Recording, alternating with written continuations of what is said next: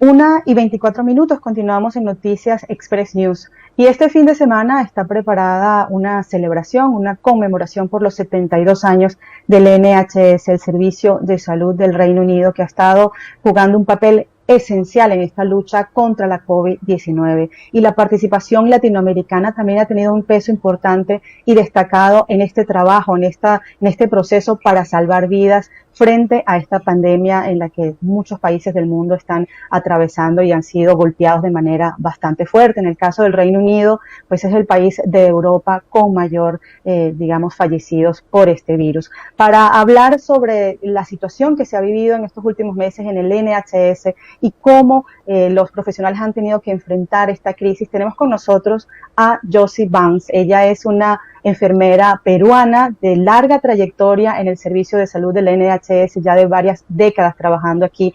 Se destaca en el hospital de Kingston, en Surrey, y también en un consultorio de esta región, Minor Drive. Allí también está trabajando Josie. Muy buenas tardes, gracias por estar con nosotros. Buenas tardes, Arelis. Muchas gracias por la oportunidad de conversar esta tarde y buenas tardes a todo el equipo de Express News. Nos gustaría que nos contaras un poco de cómo era ese rol que tú desempeñabas durante esta crisis. La situación comenzó a afianzarse después del 23 de marzo. Son 3 meses, meses difíciles y duros para ustedes. Cuéntanos un poco de cuál era tu rol en toda esta situación.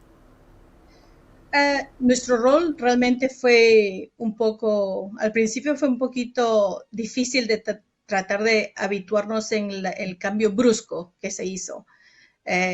Normalmente yo trabajo en emergencia y tuvimos que convertir todo el departamento de emergencia en un sistema de prácticamente de un pabellón de todos los contaminados con el COVID-19. La situación allí en el hospital, ¿cómo era? Se habla de que pues no había camas en algunos hospitales, no se podía atender a todos los pacientes. ¿Ustedes también enfrentaban una situación similar? Sí, precisamente hubo varias oportunidades que tuvimos que dividir ciertos cubicles o pequeños, como se dice, dormitorios, donde teníamos que dividirlo en dos porque las ambulancias venían continuamente. Me recuerdo muy bien que en una oportunidad que se suponía que tenía que hacer yo solamente un turno de 6 horas, me quedé 12 horas. Y pues porque las unidades continuaban llegando con todos en ese tiempo, en esos momentos de todos los pacientes con el COVID-19 positivo. Yo lo único que te puedo decir de que en esos tiempos es de que estuve, ¿cómo se puede decir? En un momento de que no sabíamos realmente cuál era nuestro rol. Era un caso de pánico, un caso de tratarnos de componernos y tratar de tomar los casos como se venían, pero como los síntomas eran muy distintos, no sabíamos realmente cómo podíamos desempeñarnos nosotros como enfermeras del pabellón crítico. Me imagino que todos estaban haciendo un poco de todo, porque la misión en ese momento era salvar vidas, buscar la manera como los pacientes pudieran, salir de esta situación. ¿Cómo era el tratamiento de los pacientes? Había en medio de esta situación también una crisis emocional bastante fuerte, la posibilidad de fallecer, el miedo a no poder ver nuevamente a las familias. ¿Cómo era ese papel, esa participación de ustedes en ese apoyo? El propio primer ministro destacó que fue fundamental, el cuidado que recibió de los enfermeros, en particular de un enfermero de origen portugués. Cuéntanos cómo hacían ustedes para mantener ese ánimo en las familias y también en los pacientes.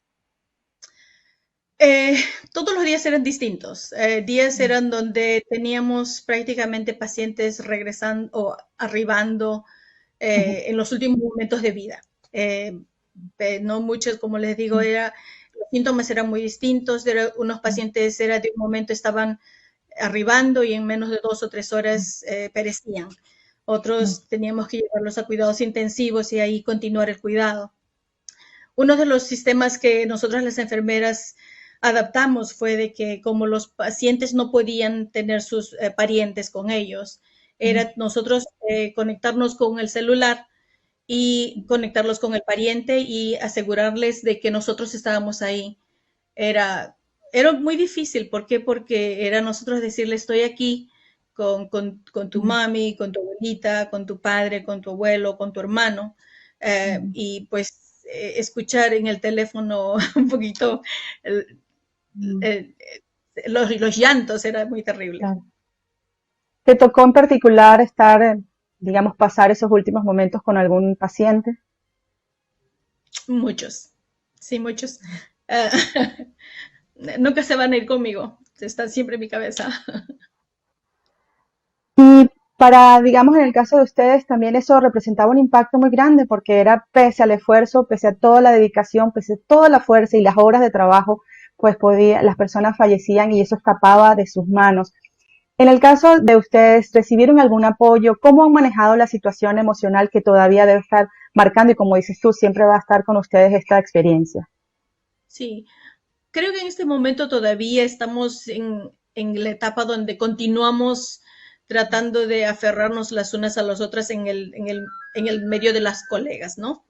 Es algo de que yo le puedo decir de que estamos siempre, nos sentamos y estamos tratando de pensar de una manera u otra de que eh, lloramos, De conversamos de apoyarse. cierto, claro, cierto aspecto donde el aspecto de un paciente que nos ha chocado más.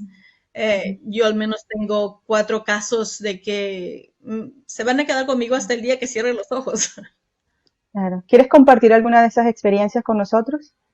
Sí, sí, precisamente era una señora de 72 años que me recuerdo que yo empecé mi turno como a las 4 de la tarde y ella pues llegó muy delicadita y con no, el sistema respiratorio muy terrible y ella solamente pedía ayuda, ella pedía, gritaba ayuda. Y me recuerdo que siempre estamos usando estábamos usando estas cosas en las caras, Y las porque no máscaras de pasó. protección, los visores. Ajá, los face shields. Entonces, y más la mascarilla, no nos podían ver. Entonces, optamos por escribir nuestros nombres en nuestros cascos o en nuestros pechos. Y me recuerdo de que llamé su nombre porque teníamos el nombre en el pabellón o en el lugar donde ellos estaban ahí. Y me recuerdo que ella levantó los ojos y era una señora que la conozco de hace muchísimo, muchísimo tiempo. Era una de las personas que dirigía el British Legion local de esta área. Y lo único que me pidió, me recuerdo de que le cogí la mano y un poco que se calmó y no me dejaba, me apartaba muy fuerte la mano.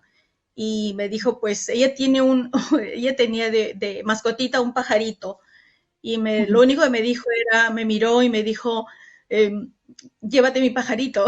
Y se fue, ya falleció eh, más o menos una hora más tarde. Momentos duros, difíciles, crudos, realmente que nadie se espera vivir ni siquiera en un servicio de salud. Y me imagino que aún más fuerte también ver algún colega enfermarse, verse contagiado por el virus. ¿Ustedes estaban suficientemente protegidos dentro del hospital? ¿Tuvieron también pérdidas del equipo profesional que estaba allí trabajando? Sí, sí, tuvimos un doctor que él ya se había jubilado 3 años atrás y lo conocí yo muy bien porque yo trabajaba con él en sus clínicas. Me recuerdo de que cuando supimos que él había sido ingresado, porque él había retomado el cargo de voluntario, eh, todos estuvimos muy agradecidos porque muchos vinieron de su jubilación, empezaron a venir a visitarnos. Y me recuerdo que cuando escuché el nombre que él estaba en cuidados intensivos, realmente que acordamos en pararnos en las paredes del pabellón y pues no pensar que estábamos al menos de una manera conectándonos con él y que él estuviera sintiéndose de que estábamos en espíritu y en oración con él. Él falleció, tuvimos 4 doctores en nuestro hospital y uno de ellos se recuperó muy bien y me recuerdo que también una de las cositas era de que nosotros grabábamos nuestras voz mensajes para ellos y las enfermeras de cuidados intensivos les hacían escuchar en los momentos que ellos tenían que ser puestos boca abajo o boca arriba porque facilitaba la respiración. Era un sistema que se adquirió tal vez casi en el medio de la pandemia, porque obviamente los pulmones era como que apretaban tanto en la tráquea y toda esa cosa. Y sí, y este específico doctor llegó a recuperarse muy bien, y cuando llegó a trabajar, él volvió a trabajar a emergencia después de recuperarse. Y me recuerdo que nos dijo a todos, a cada una las he escuchado, sus mensajes yo los tengo muy, muy dentro de mi corazón porque yo les escuché. Y pues nos quedó, Claro, nos dejó muy frustradas, muy impactado, sorprendidas. Sí. impactado, claro. Joshi, y en tu caso particular, ¿sentiste miedo digamos, a estar enfrentada o a estar expuesta al virus? ¿Tenías suficiente equipo de protección? ¿Tu familia, cómo era, digamos, esa conexión con tu familia? Seguramente también preocupada por ti, preocupada también por ellos. Sí, con respecto al PPE o Ujú, todo el equipo de protección, al principio fue bien difícil porque inclusive ujú, me recuerdo de que íbamos a entrar a AIU, que es cuidados de agudos, ¿no? Para saber si estaban positivos del COVID o era otra enfermedad. Y no teníamos cómo cubrirnos la cabeza. Y opté por usar como se dice, las cubiertas de las almohadas desechables, ujú, y me los puse en la cabeza. Y todas empezamos a hacer lo mismo porque teníamos que protegernos. Otra de las cositas también de que en mi caso, ¿no? En mi casa, mi esposo y mis hijos me dijeron, bueno, uno de nosotros o de repente todos podemos cogerlo, pero era más dable que yo, porque estaba muy directa claro, con todos los casos obviamente. positivos. Y bueno, decidimos de que si ese era el caso, felizmente tengo un jardincito, Ujú, y dijimos, voy a poner mi carpa ahí, y bueno, ¿no? Ahí ujú, que me trataré de estar ahí en cuarentena. ujú. Claro, Pero mantenerte sí, aislada en caso de que sea necesario. Ujú, sí, tuvimos muchos planes, la manera como tal vez hasta inclusive el hospital nos ofreció tenernos las acomodaciones exclusivas para ujú, nosotras donde no podamos venir a casa. ujú. Y ahora, Joshi, cuando ves estas imágenes que se han presentado en las últimas semanas, este fin de semana, las playas pobladas de gente, los parques llenos de visitantes, personas que no parecieran no están cumpliendo con estas medidas de distanciamiento social, de higiene, todas estas recomendaciones, ¿ustedes se esperan que esto va a generar un nuevo brote? ¿Cuál es la expectativa que hay en el sistema de salud viendo estas fotografías? Se nos rompe el corazón bastante. Creo que el trabajo que todos hemos puesto, todo miembro del NHS, de limpieza, de salud, de visitadores sociales, de doctores, de todos, hasta voluntarios, teníamos cantidad de voluntarios, se nos rompe el corazón. ¿Por qué? Porque no podemos creer de que hay tanta ignorancia al respecto de haber visto tantas pérdidas de vida. Estuvimos segundos después de Italia, creo. Y ahora, inclusive, ahora en estos momentos, hace 2 días, viendo un poco las noticias en Florida, son 8,000 hace 2 días atrás. Entonces está rebrotando, y para ver esto, escuchar las noticias, es realmente bien desilusionante. ¿Por qué? Porque todo el trabajo que uno ha hecho, las angustias, las pérdidas de vida, las experiencias tan dolorosas que hemos vivido, es como que ha sido en vano. Y es terrible, terrible de aceptar eso y ver eso. Sin embargo, ustedes tienen que ir adaptándose a esta nueva normalidad, a aceptar estas medidas que ha reducido el gobierno británico. ¿Cómo es el manejo ahora de la situación? Cuéntanos un poco brevemente cómo es esta nueva normalidad y recomendaciones. ¿Qué le podemos recomendar a nuestra comunidad de habla hispana para evitar exponerse al virus? Porque eso es lo que hay que prevenir ahorita, exposición al virus, reducir al máximo un aumento de los casos. Lo único es bastante higiene. Me recuerdo que hace mucho tiempo tratábamos de fomentar la higiene. En este momento también las mascarillas es muy importante. Dicen, según algunos centros médicos, algunas áreas, algunos distritos, dicen de que, bueno, las mascarillas no se necesitan, pero yo digo que sí. ¿Por qué? Porque hay rebrotes. Evitemos estar en situaciones conglomeradas.